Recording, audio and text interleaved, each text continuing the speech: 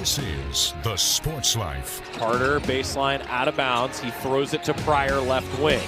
Now to Simpkins up top. They get it to Carter, right wing. Carter pass to Simpkins. 11 to shoot. Simpkins, help from a middle screen, goes around it. Stops near the right mid-post, throws it to Carter, left wing. Drew Carter misses a three. Rebound, kicks long to Simpkins. Simpkins to the basket, he scores! And welcome into the Sports Life. For this week, we'll team along with Dalton Scheller, and I was Joey McMurray, the voice of the Oregon Ducks basketball team, as they're off and running with a nice win over Hawaii. Well, this show, we're going to talk a little bit of football and a surprising topic, I think, Dalton.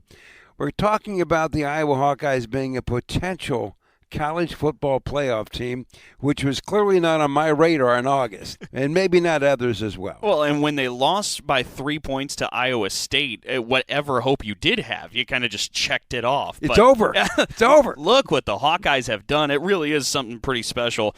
Also, speaking of special, how about in West Lafayette, Braden Smith, the point guard for Purdue?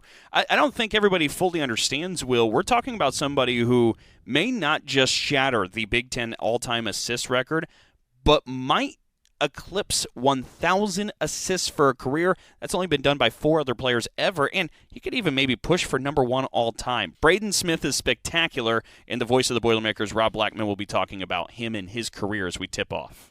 Well, what do we got going for the Sounds of the Week, Dalton? Well, for Sounds of the Week, why don't we just stay in West Lafayette for a moment and hear from head basketball coach Matt Painter, because Matt Painter is always a fun soundbite to listen to. And early on, as Purdue got the season rolling, Fletcher Lawyer dropped a 30-burger in the opener for the Boilermakers, had a monster game, and he was asked about, the public opinion of Fletcher Lawyer. This is setting up a gold response from one Matt Painter.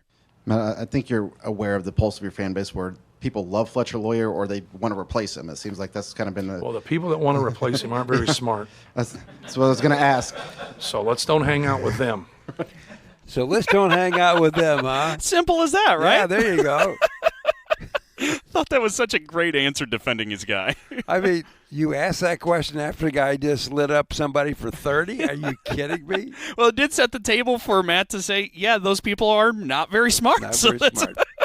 That's pretty good. But let's stay in West Lafayette for a moment and switch over to the football field, because Devin Mockabee is 4th all-time in Purdue football history for rushing yards, and unfortunately suffered a season-ending injury, and it will end his time at Purdue. And Purdue head football coach Barry Odom talked a little bit about that as he had a Q&A during his press conference.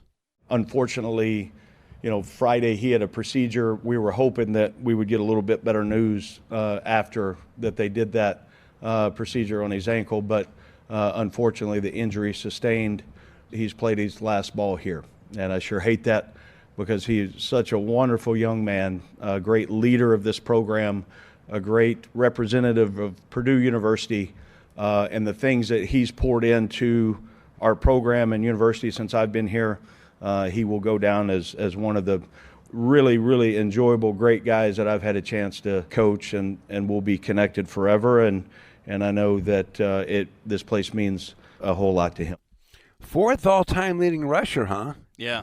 Man, that's something, because Purdue has had some pretty good running backs over its time, but because of the record, it kind of gets lost in the shuffle.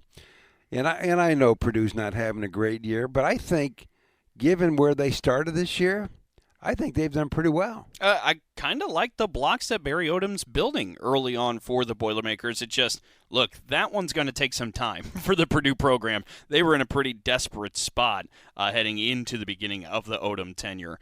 Our last sound of the week, we're going to head over to Minneapolis, where P.J. Fleck continues to row the boat. And matter of fact, he talked about rowing the boat after the game. That's part of the story and sentiment we want to bring you, as he had a really emotional opener to his post-game press conference following an overtime win over Michigan State. Here's what P.J. Fleck had to say.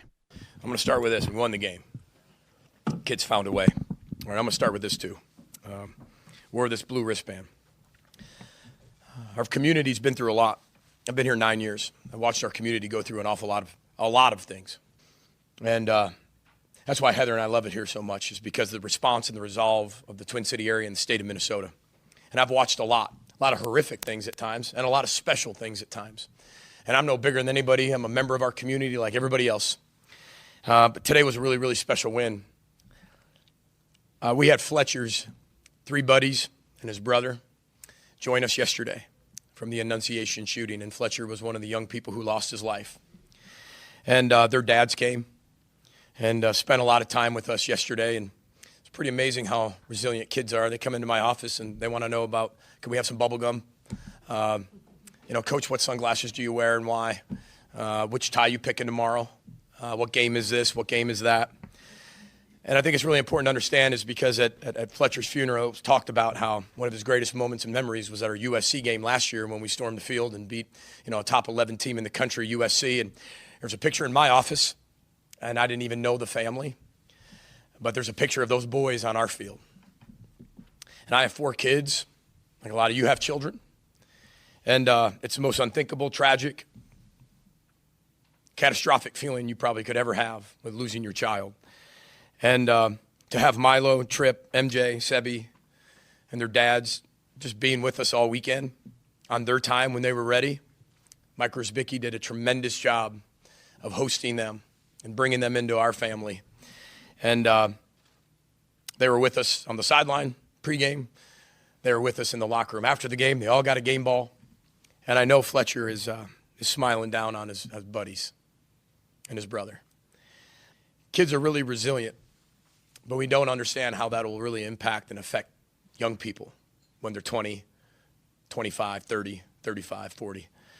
But today, I know Fletcher was smiling down on them. And they got a lot of pictures tonight on our field. And they're able to create a moment memory and hopefully have a little bit of peace, solace, and hope for the future by how our team played tonight with the resiliency and the resolve of what Row the Boat's all about.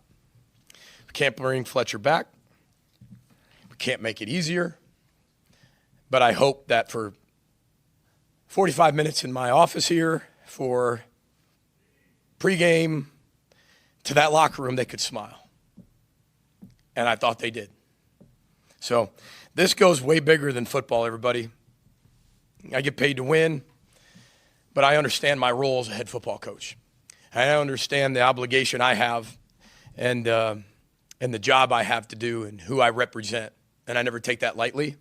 And the opportunity you have as a head football coach in a sport for entertainment and judgment to make an impact on other people's lives. And that's why I row the boat. People could say it's corny. It's 13 years, everybody. Move on. Find a new word. Just find a new word. It's 13 years.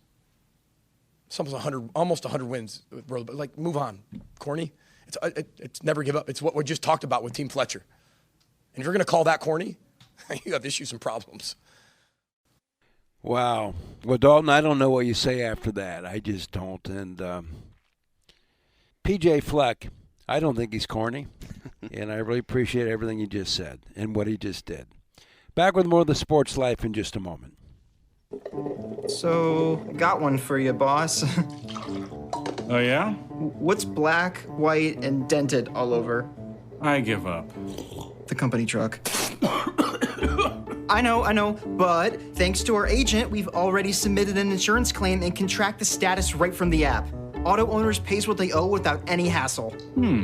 Lucky for you, that's simple human sense. Ask your independent agent if auto owners make sense for you.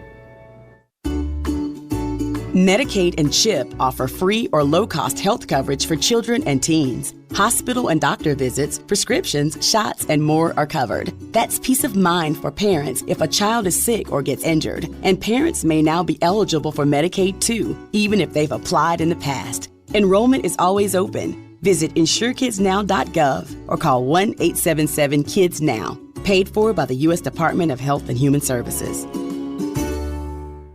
If you have diabetes, listen up. If you have insurance, you can qualify for a continuous glucose monitor. With a CGM, you can continuously track your levels and trends and spend more time in range, significantly lowering your A1C. More importantly, a CGM eliminates the one thing most people with diabetes hate, painful finger sticks. Order your new continuous glucose monitor today. If you use insulin and if you've seen your diabetes care provider within the last 6 months, you may qualify for your own CGM right now. We'll do all the insurance paperwork and deliver your new CGM at little or no out-of-pocket cost to you. Medicare and most insurances will cover your CGM, so don't wait. Have your insurance handy and call the Aptiva Medical CGM Health Hotline right now. 800-948-6912. 800-948-6912. 800-948-6912. That's 800-948-6912.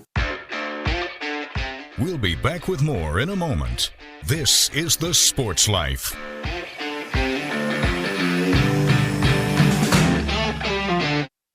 Roxanne Watson is on a mission. Hello, how are you doing today? She wants more people to register as organ, eye, and tissue donors. Are you an organ donor? Yes, I am. Yay.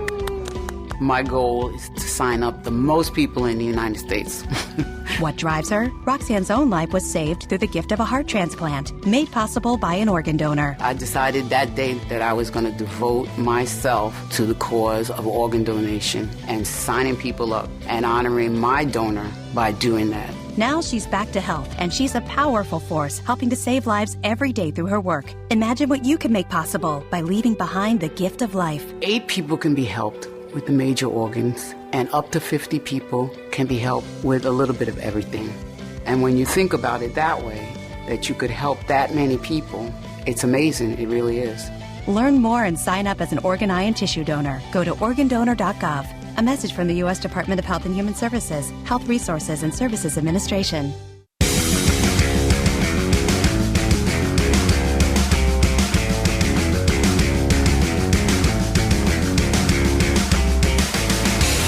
And welcome back for more of the Sports Life. Will Teeman here along with Dalton Shetler. Well, if you go back to August when everybody thought they knew everything about the Big Ten football race, we heard about Ohio State, we heard about Oregon, we heard about Penn State, and Illinois was going to be the dark horse. Somewhere, Dalton, I never heard the 4 letters that spelled Iowa. Or even Indiana. Yeah. Indiana, flash in the pan, right? So now all of a sudden you get Indiana ranked second in all land, and you have Iowa hosting Oregon this coming weekend. They're number 9 in the country. And before you know what the Iowa Hawkeyes look like, if they can win out for sure, they're going to make the college football playoffs. And joining us now, the legendary and longtime voice of the Iowa Hawkeyes, Gary Dolphin. And Dolph, before we talk about what's going on there, did you see this coming at all? Because the Hawks are really putting together a heck of a season. Yeah, they have, Will, and of course credit to the Coach Ferentz and his staff. The stability that the staff brings to the table is, I think, one of the big keys as to Iowa's success, not only this year, but for all of Kirk's, 26, 27 years that he's been at the helm. No, I'd be lying if I said I saw this coming. Now, I will tell you, when I sat down last spring and took a look at the schedule, I said publicly then that this is probably the toughest schedule that Iowa's had in at least a decade, maybe longer. But and who knew Wisconsin who knew Wisconsin was going to be who they are, and who knew the Hawkeyes would beat Minnesota by 38 or whatever it was, a 5-2 team. But have to play at Iowa State, at Nebraska, at USC, at Wisconsin. You guys know it's never easy to win, let alone play at Camp Randall.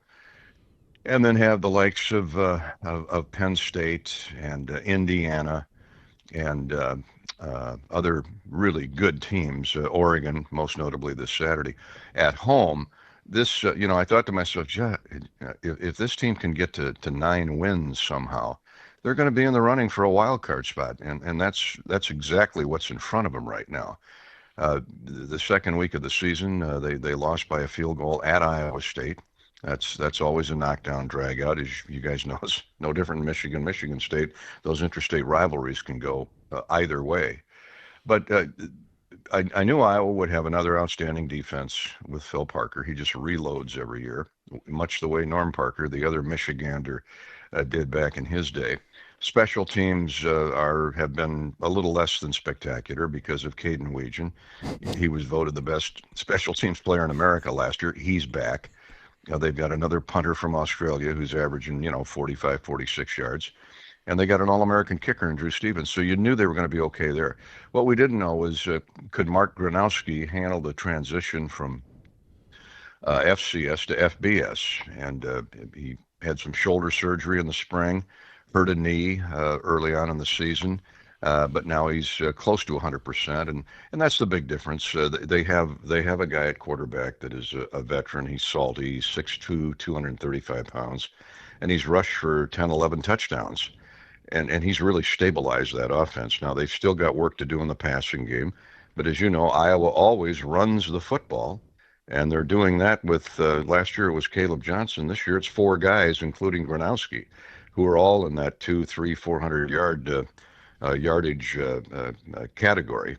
So it's been, and they're winning the turnover battle now. They were -1 3-4 weeks ago. Now they're +5. So there's a reason they shut out Wisconsin. There's a reason they whipped the Gophers beyond anybody's imagination.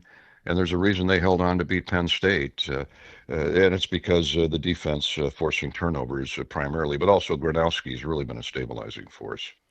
Gary, it's interesting you talk about that schedule, and you mentioned the 2 losses, the heartbreaker against Iowa State, but then the close miss to Indiana when the Hoosiers came to town. And I think, I don't know what it was like locally, Gary, but I think nationally that's when everybody started to wake up and pay attention to, hey, Iowa's the only team to play Indiana close this season. And I think that's when the Hawkeyes garnered some respect. Indiana went to Eugene and knocked off the Oregon Ducks. Is there anything that game against Indiana, that close loss, taught you for Iowa that might lead to some success or parlay against the Oregon Ducks this weekend? Yeah, that's a great point, Dalton. I don't know if it taught me anything, but it reinforced my thinking on Mark Gronowski. If you go back and look at the play-by-play chart, he got hurt. That's when he hurt his knee. I believe it was early, maybe the first few minutes of the fourth quarter. And Iowa was on the drive. They had crossed center field, the center line, in Indiana territory. We're driving. I think the Hawks were down 3. It's late in the game. The night sky is chilly, and he gets hurt. He hurts a knee. He goes off to the tent. They check him out. He comes hobbling out of there. He wanted to go back in, but against the doctor's wishes, so Ferentz was not going to play him. And it took him a couple weeks to get back. But you're right, they gave Indiana their best game. The Hoosiers took over, I think, on downs. I'm going from memory here. I could be off. And then threw the touchdown pass with a minute or 2 left to go. The guy ran out of a tackle. At that point, the Iowa defense, they're playing a lot of new guys. They're veteran guys. They've been around, but they've never started. They've never been in that moment like Indiana. And I can't remember who the cornerback was playing that time, but he and as you know, Indiana's good all over the map. Their receivers are outstanding. I'm a Heisman voter. Mendoza would get my vote today, hands down, simply for what he's done in his 1 year. And everybody knew he was outstanding coming in from Cal. But you're exactly right. Iowa gave Indiana by far its toughest game of the year. And I think that that kind of lit a lot of lights, not only around Iowa City and the community, but across college football, that, this team is legit. The most impressive thing about the Hoosiers, I said this last year, was their improvement on defense. I mean, they could always score points. They always had really good players on offense. But this defense, I just shake my head when I look at what Coach Cignetti has done. I mean, 50-some transfers last year. Most of them came from James Madison. And 28 this year, mostly from Division I schools all over the country. But it's one thing to bring in all these new faces. It's quite another to push the right buttons to get them all to play on the same level. I'm not sure Indiana isn't the best team in America. I haven't watched Ohio State that much because we don't play Ohio State. But that Indiana game was a turning point, I think, Dalton. Really, you're right. But also, I should point out before I ask my next question that game was tied going into the fourth quarter, which is pretty good. Oregon. It was, and Iowa was moving the ball, and injuries are part of the game. And Ferentz said afterwards, they threw a redshirt freshman in there, and he ended up throwing an interception, which sealed the deal. But it is what it is, and I think the Hawks have learned from it, though. Will, you're correct. Well, Oregon, one of their calling cards has been they have great team speed. They really do. Is Iowa quick enough to hang with them? Well, they're not. I don't think they certainly don't have the speed that the Ducks have. I remember reading earlier in the year where they have 4 potential number 1 draft picks in the upcoming NFL foray next spring, 2 on offense, 2 on defense. And typically when you look at the Ducks, their top players are in the offensive and defensive line. Their offensive line averages 325 pounds. I mean, they're just gigantic. And I know it isn't always about size and weight, but that's a good place to start. So, no, I mean, and you're not going to see any change from Phil Parker's defense. Now, the thing about what's interesting about Iowa's defense this year is, you know, historically they've not been chance takers. In other words, they're not going to red dog or blitz a whole lot. Phil Parker is calling for pressure much more than he has in the past. So he'll send, and he can do it because he has the speed, he has the quickness at safety. The secondary has really been the bright spot this year. They moved Xavier Wampa, who was a 5-star coming out of high school, one of the few that Iowa gets. They moved him to free safety, so he can roam now. He can come up and help up with the run stuff, or he can drop back into coverage. And the defense or the offenses aren't really sure where the X-Man is going to be. The emergence of Zach Lutmer as the cashback. He is this year's Sebastian Castro. He had a pick six a couple weeks ago. He's legit. He's an Iowa farm boy. He's not Cooper DeJean, but he does some things that will remind you of Cooper. And their cornerbacks have really gotten better as the season has gone on. And I'd be remiss if I didn't mention Deshaun Lee, the kid from Belleville, Michigan. He has really played well. Consistently, especially the second half of this season. So no, they're going to have to spy on Dante Moore a lot. You know, Phil Parker will have something up his sleeve for the Oregon Ducks, but they're so good. I mean, they're so wealthy at almost every offensive position. Running back, they've got 3 or 4 guys that are averaging 6, 7, 8 yards a carry, led by Noah Wintington. But Moore, what's amazing about Moore is his completion percentage is usually in the 70 or 80% range. He's thrown for 20 touchdowns to 4 interceptions. Oregon just reloads a quarterback every year. I mean, Moore came in from UCLA. They've had great quarterbacking at Oregon, whether it's Bo Nix or this guy. And so Iowa's going to have to get creative on defense. But offense, it won't be any different. They're going to run the football and let Gronowski take his shots down the field. And that's been the other nice change is Tim Lester. This is his second year as offensive coordinator. He came in from Green Bay, and they run the Packers offense, not to where it's a spread, no huddle offense. But Lester has really put some creativity and some imagination into the offense. And he's got a quarterback who can play that now, and they should only get better at that position. I mean, you guys know he was a great quarterback. Lester was a great quarterback at Western Michigan, 87 touchdowns and 11,000 throwing yards. So he's trying to blend as much of that as he can into the Iowa offense until he has the guys he needs at receiver. And obviously quarterback is going to be a question mark going into next year because Gronowski's a 1-year buy. Well, when we come back with more of the Sports Life, our conversation with the voice of the Hawkeyes, Gary Dolphin, will continue. And when we come back, we're going to talk about the legacy of Kurt Ferentz, their longtime head coach, in just a moment when the Sports Life continues. Oh, yeah. Hey, Dad. Did you get a new haircut or something? A new shirt? You're looking good. What happened? A little fender bender? How little? A few days in the shop little. But thanks to Mom and our agent, we've already submitted a claim and can track the status right from the app. Auto Owners pays what they owe without any hassle. Sounds like simple human sense. I'm fine, by the way. Oh, yeah, I was gonna ask. Ask your independent agent if Auto Owners makes sense for you. This is a potter's field. When people can't pay for their funerals, they are buried here. It is a lonely, desolate place, littered with unmarked headstones. No one visits. No one leaves flowers. But it doesn't have to be that way. For as low as $1 a day, you can ensure your family will have the money to pay your funeral expenses.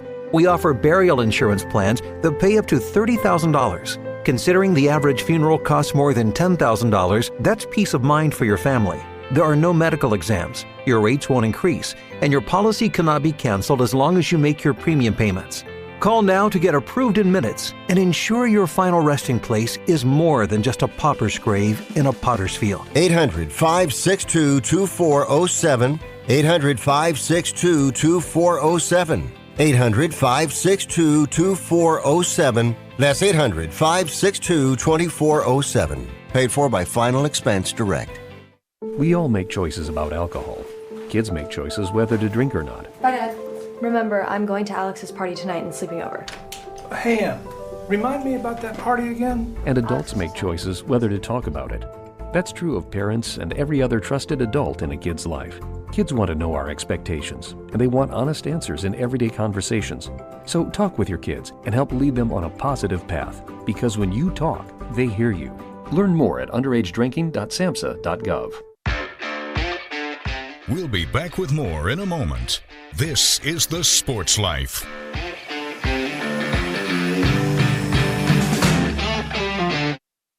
Here's a real-life story that affects 50% of all of us out there. It's called divorce. If you've gotten divorced and now you're struggling to pay your bills and your credit card debts are completely out of control, you need to call this special debt relief hotline right now. We help people with all kinds of money problems caused by different life challenges, a divorce, a job loss, even heavy medical bills. All these life events can sometimes financially stress you out and cause you to get out of control. We help people get their lives back by showing them ways to consolidate and reduce their debt, in some cases for a fraction of what they owe. If your credit card balances are more than $10,000, call us and learn how to reduce your credit card bills and monthly payments now. Here's our number. Paid for by Debt.com. Call now, 800-810-1584, 800-810-1584, 800-810-1584. That's 800-810-1584.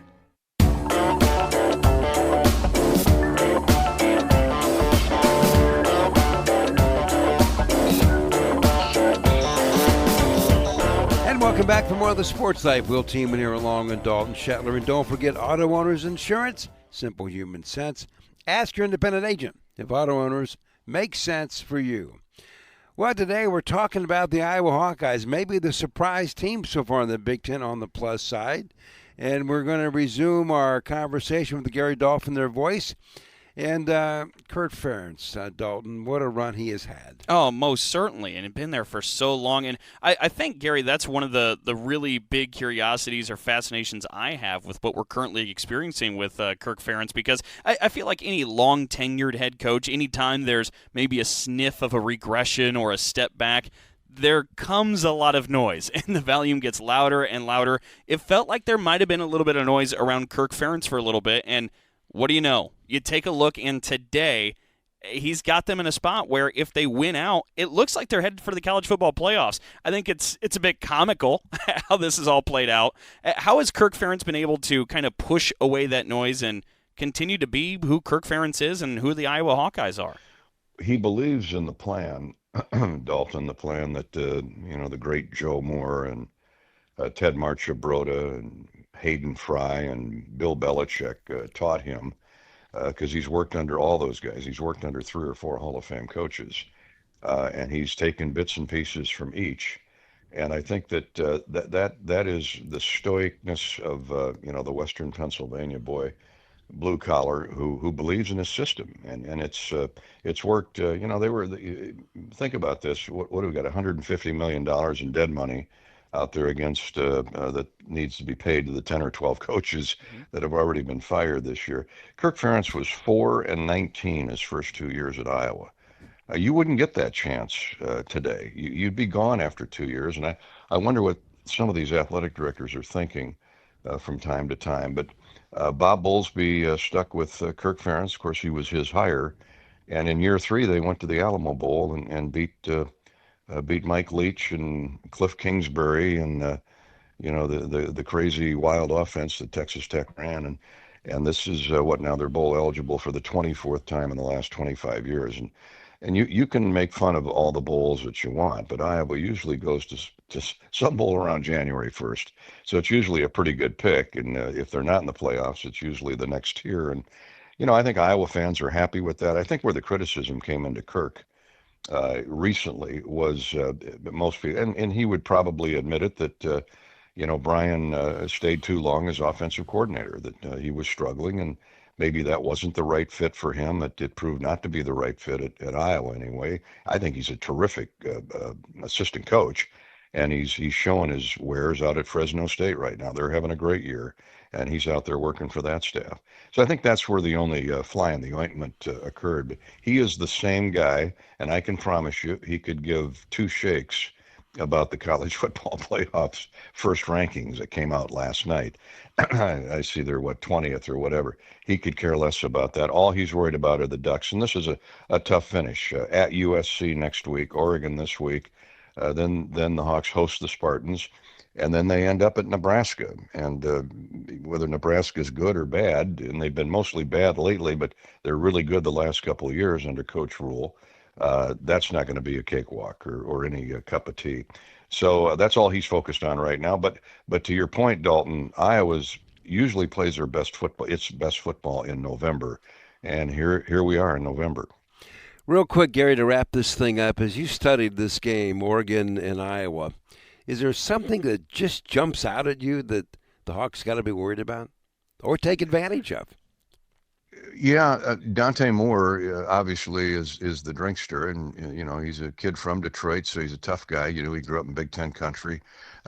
He's quick. He's got great change of direction. But maybe the shocking or surprising thing, Will, is that Iowa won't change a thing. I mean, they're so good in both the offensive line and defensive line.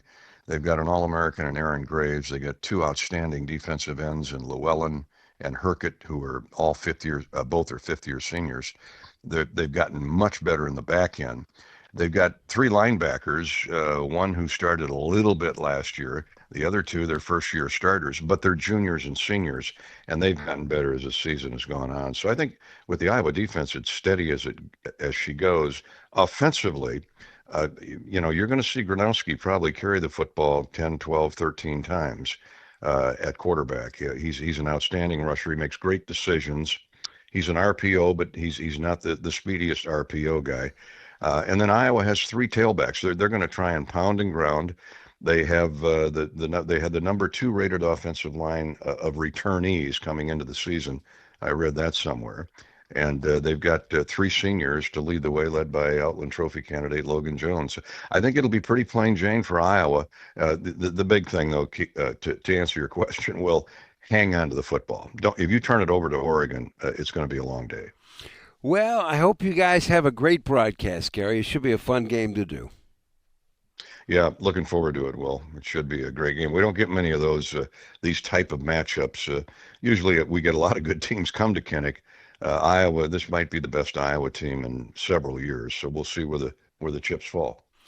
Some of the thoughts of the voice of the Hawkeyes, Gary Dolphin. And Dalton, I want to point out one thing. I mean, Kurt Ferentz is the longest tenured major college football coach in America. And Gary talks about how he sticks to his principle. These are all good things. But also in that mix is the university. They've allowed him to do what he does. They've stood by him through thick and thin. So he's done great. They've done great. But that university deserves a little credit, too, because they have stayed behind him to allow him to build what he has. And isn't that cool in today's day and age where everything is so spontaneous and so instantaneous? Here you have a bit of a unicorn of, you know what, this is our guy. We trust our guy. Let's see where this goes. And it has the Hawkeyes thinking maybe college football playoffs. I like their shot. You never know, but I like their shot. Well, when we come back, we're going to talk a little bit about a fellow that sort of showed up in West Lafayette, and he has done more than I think anybody thought he might, maybe except for Matt Painter. Back with more in just a moment. So, got one for you, boss. Oh, yeah? What's black, white, and dented all over? I give up. The company truck. I know, but thanks to our agent, we've already submitted an insurance claim and can track the status right from the app. Auto owners pays what they owe without any hassle. Lucky for you, that's simple human sense. Ask your independent agent if auto owners make sense for you. If you served honorably in our nation's armed forces and you're looking for a way to continue serving your fellow veterans in your community, then join AMVETS. AMVETS members volunteer millions of hours at VA healthcare facilities from coast to coast, helping to improve the lives of their fellow veterans through the VA Voluntary Services Program. AMVETS posts and departments also participate in a wide variety of community service projects. If you no longer wear the uniform today, you can still serve through the AMVETS by joining today at amvets.org. Do you hear that? That's the sound of uncertainty lurking under your hood. You know the feeling. I know I do. That sudden sinking sensation when you see a check engine light or your car unexpectedly breaks down and you're faced with sky-high repair bills. It's time to shield against unexpected repairs with CarShield. CarShield is America's most trusted auto protection company and has an A rating with the Better Business Bureau. Don't let the fear of a breakdown keep you up at night. Trust the Shield, CarShield, and say goodbye to terrifying repair bills and hello to peace of mind. Your plan also comes with 24/7 roadside assistance, courtesy towing, rental car options, and so much more. Don't wait till it's too late. Call CarShield now before a breakdown. Protect your wallet. Protect your car with CarShield. Get our best protection ever. Call now. You'll thank me later. 800-965-1292. 800-965-1292. That's 800-965-1292. We'll be back with more in a moment. This is The Sports Life.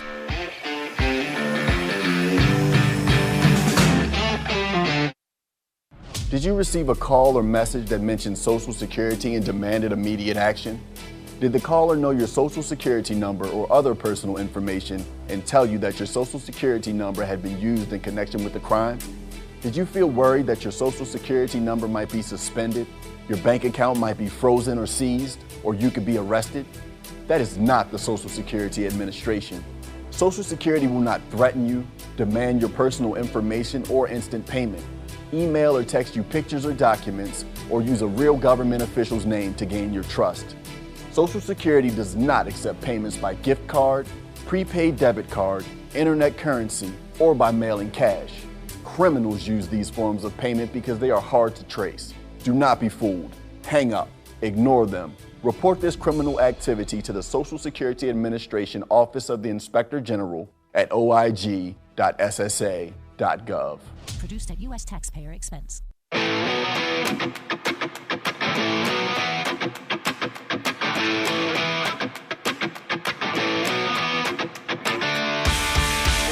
And welcome back for more of The Sports Life. Will Tiemann here along with Dalton Shetler. Well, Dalton, I want to take us all back a couple of years, several years to be exact. Matt Painter recruited a youngster out of Westfield, Indiana. He didn't have the dimensions of what we would consider ideal for being a Big Ten player, like 170 pounds, 6 feet tall. I mean, how could that guy be such an impactful person? Well, not very heavy, not very tall. He was the Big Ten Player of the Year last year, and he's on the verge of becoming one of the greatest college point guards in the history of the game. And to talk about Braden Smith, the Boilermaker leader, is the voice of Purdue, Rob Blackman. Rob, thank you so much for joining us. And before we talk about all the records he might set this year, did anybody see this coming? Not the fact that he would contribute to make Purdue good, but the greatness that he's achieved. Boy, I don't think so. I think even Matt Painter would admit publicly that he thought Braden could be pretty good, but probably not at this level, the record-breaking level he has played at. I think you're being a little generous when you mentioned he's 6 feet tall. I know Purdue lists him as 6 feet tall in the game program. He's closer to probably 5'10" and a half. And think about it, this is a guy that, he had a couple things working against him. Number one, you're exactly correct. He does not pass the eye test when it comes to Big Ten point guards. The other thing, when he was being recruited coming out of high school, that was the COVID year. So you couldn't go in live scout to look at players. And so Matt Painter was trying to do all of his evaluations off of film, what he could see on the internet or off of game film that was being sent to him. And at the time, Braden Smith really had one, maybe two Division I offers, one of them being Belmont down in Nashville. Longtime coach there, Rick Byrd, who's good friends with Matt Painter. Matt Painter called him and he said, "Hey, what do you think about this Braden Smith guy?" And Rick Byrd, just being the stand-up guy that he is, said, "Hey, you need to get on this guy and get on him immediately." He said, "We'd love to have him in Nashville, but trust me, you'd love it even more to have him at Purdue. He's a Big Ten type of player." And sure enough, the old veteran ball coach knew what he was talking about. And you look at the numbers that he's putting up and could certainly put up before his career is over. So a hell of a story. The other thing I like to share with folks, and they ask about Braden Smith, is the fact that, he came to Purdue with a broken foot. He didn't even practice the summer of his freshman year because he was healing from a broken foot. So he never really got going as a college player until late August, early September, yet he was the starting point guard from day one as a freshman. So really just an amazing story when you think about the background of what allowed him to get to where he's at now. But I know that's a long answer, but to answer the question directly, I don't know. I don't think anyone saw this coming. Well, and what's amazing, Rob, too, is when you actually start crunching those numbers, 758 career assists for Braden Smith right now. The Big Ten all-time mark is 890, set by Cassius Winston just a handful of years ago. But already you're 132 assists away from that. And all-time in college basketball at the D1 level, there's only ever been 4 players to hit 1,000 assists for their career. Braden Smith right now, if you're playing out the averages and what he might be on pace for, he's on track to maybe hit and join that 1,000 milestone, and he'd just be the 5th player ever. It's kind of hard to process. How has this happened? Yeah, it is hard to process. And look, in his senior year, he's off to a pretty good start, Dalton, because the first game of the year he has 11 assists. So that's not a bad way to start game one. If, and we certainly at Purdue, we've crunched the numbers because we kind of need to, if he has a season like he had last year, which was 313 assists for the season, that would leave him 5 shy of the all-time record set by Bobby Hurley for most assists in the history of college basketball. Again, that's just equaling last year's total in 36 games. Now, Purdue is hoping they can play more than 36 games this year, and they're hoping Braden can average more than 8.5 assists per game like he did last year. So when you start doing the number crunching, not only is 1,000 assists within reach, certainly the all-time record is well within his reach. So a lot of things obviously have to go right. You're right. You have to stay healthy. You have to have some guys make some shots for you when you're throwing the ball. In that season opener against Evansville earlier in the week, he probably could have had 15 or 16 assists, but they had a couple guys fumble some balls at the rim and stuff like that. So the other thing too, and I know, when you were talking point guards, you want to talk assist, and I get that.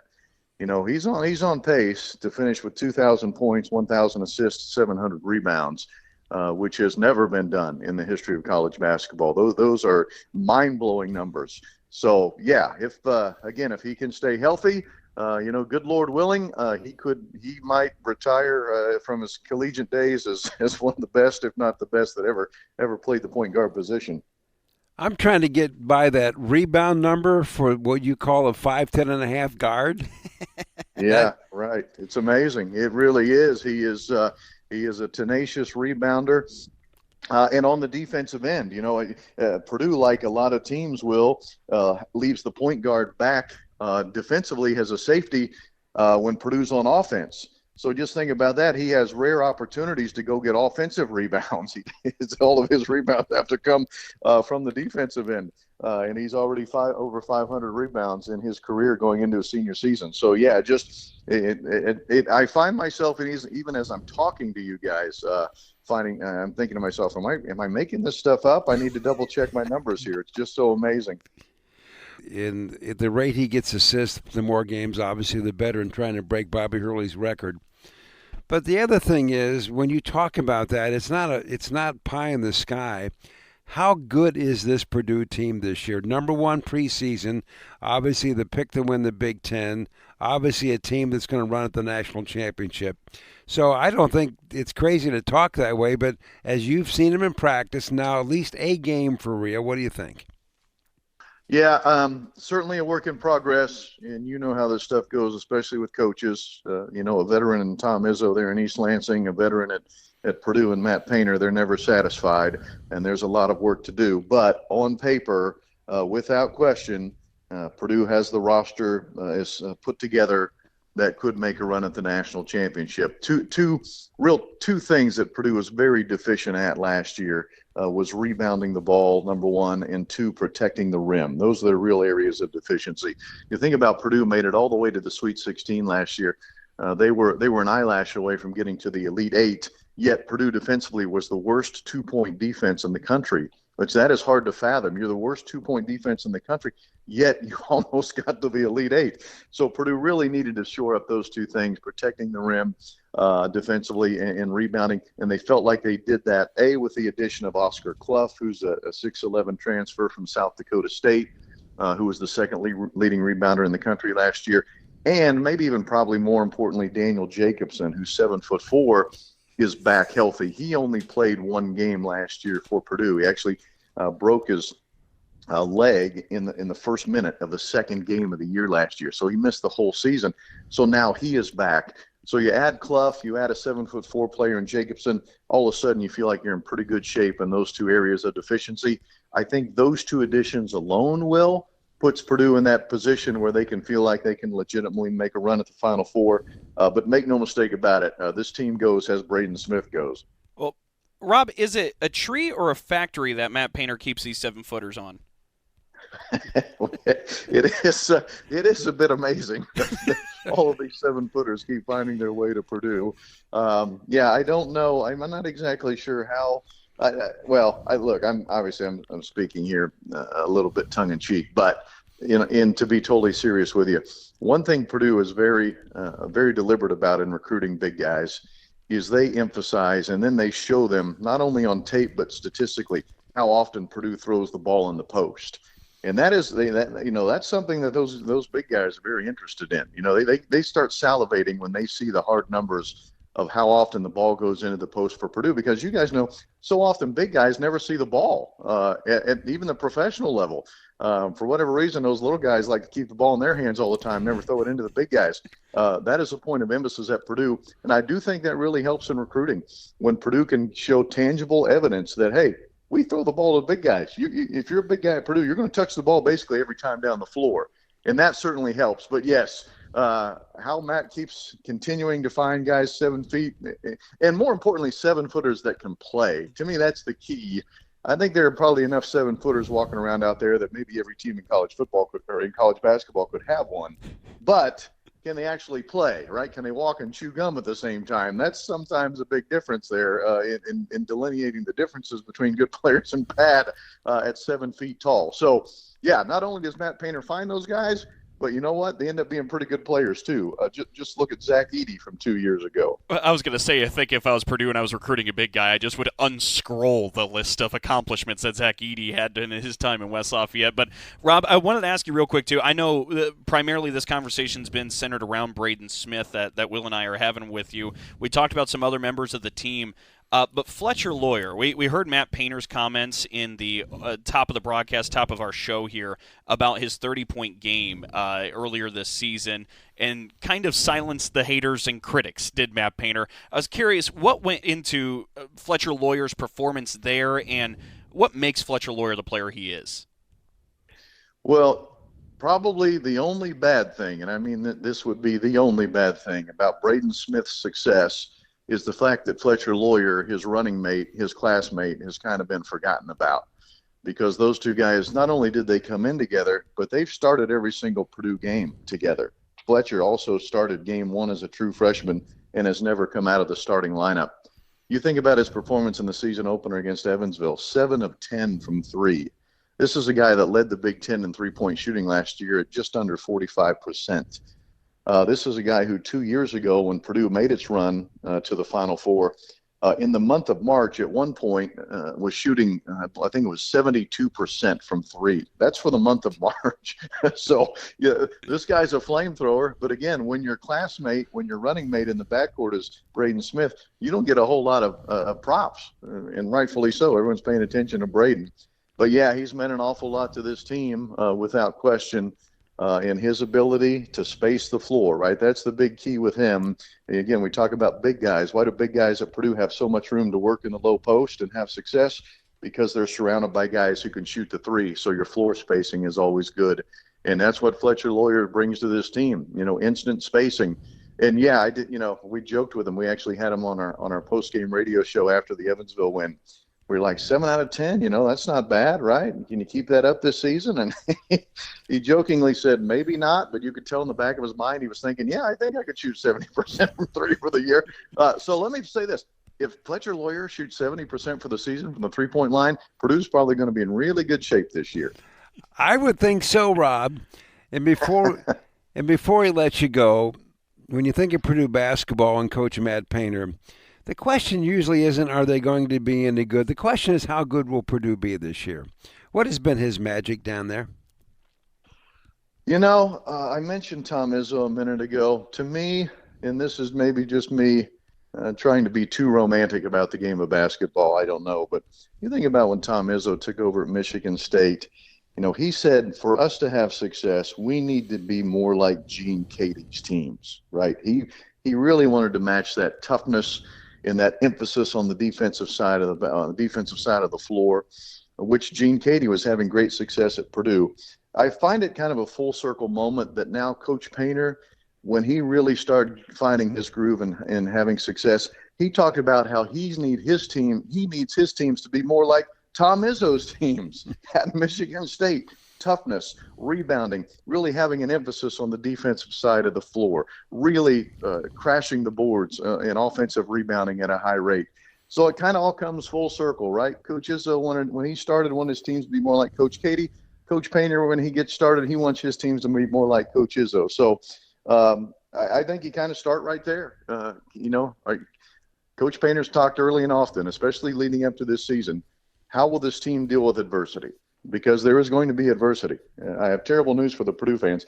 Purdue's not going to go 40-0 this season, okay? It's just not happening. No one in college basketball is going 40-0. There's too many good teams. So when adversity comes around, how are you going to handle it? Are you going to have some toughness about you? Are you going to have some want-to about you? Are you going to go back to the basics of rebounding, defense, those types of things that help you win games? Well, guess what? Those are what Tom Izzo's teams have always done. Those are what Gene Katie's teams always did, and that's what Matt Painter's relying on now, and that's why he's having success, in my opinion. Well, Rob, it's always fun talking with you. Hope you have a great season, and we'll see you soon, I'm sure. All right, good, Will. Dalton, thank you guys for having me. Rob Blackman, the voice of the Purdue Boilermakers. If they don't have a great season, Dalton, I'm going to be shocked. This team just looks loaded to me. Mm-hmm. But anyway, we'll see. Like he said, it's a long, long journey. Well, when we come back with more of the Sports Life, our parting shots in just a moment. Oh, yeah. Hey, Dad. Did you get a new haircut or something? A new shirt? You're looking good. What happened? A little fender bender. How little? A few days in the shop little. But thanks to Mom and our agent, we've already submitted a claim and can track the status right from the app. Auto owners pays what they owe without any hassle. Sounds like simple human sense. I'm fine, by the way. Oh, yeah, I was going to ask. Ask your independent agent if auto owners make sense for you. Everything is expensive right now. Gas, food, you name it. You're spending more, you are making the same or less money. So, what do? You rack up credit card debt. That's what you do. It's not your fault. It's the economy. And guess what? If you rack up too much credit card debt like some of us, you can't pay your bills. Then the credit card companies, as nice as they are, start hounding you for money. Then you start your downward spiral. A smart thing for you to do is to call the Zero Debt. They can help you consolidate all your credit card bills into one affordable payment. Millions of people have done it. It works to make you debt-free. Make this free call right now. It costs you nothing to learn more. 800-298-9093. 800-298-9093. 800-298-9093. That's 800-298-9093. We are strong, we are resilient, and we will get through this together. But these are stressful times, and it's important to also practice good self-care. It's normal to feel overwhelmed, anxious, or afraid, but there is hope. Reach out to someone, connect with your friends, stay in touch with your community, and know that you are not alone. Learn more at wearebroadcasters.com/hope, furnished by the National Association of Broadcasters and this station. We'll be back with more in a moment. This is The Sports Life.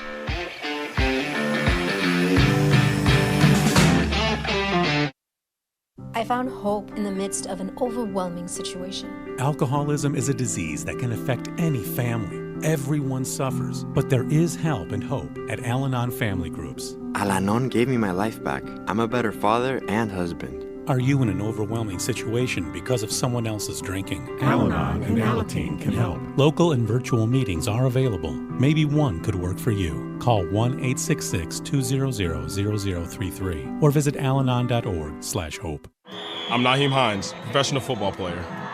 No matter the challenges I face every day in the NFL, my mom is always there for me, despite her own struggles with muscular dystrophy. And MDA is there for my mom.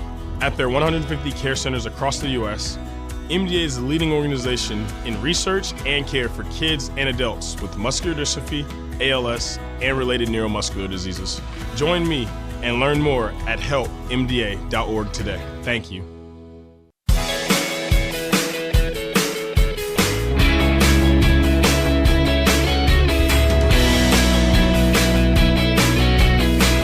And welcome back for more of the Sports Life. Will Tiemann here along with Dalton Shetler. And a good show we've had this week, I think. I'll be honest with you, Dalton. I didn't think we'd have this kind of conversation with Gary Dolphin about the Iowa football season this kind of way.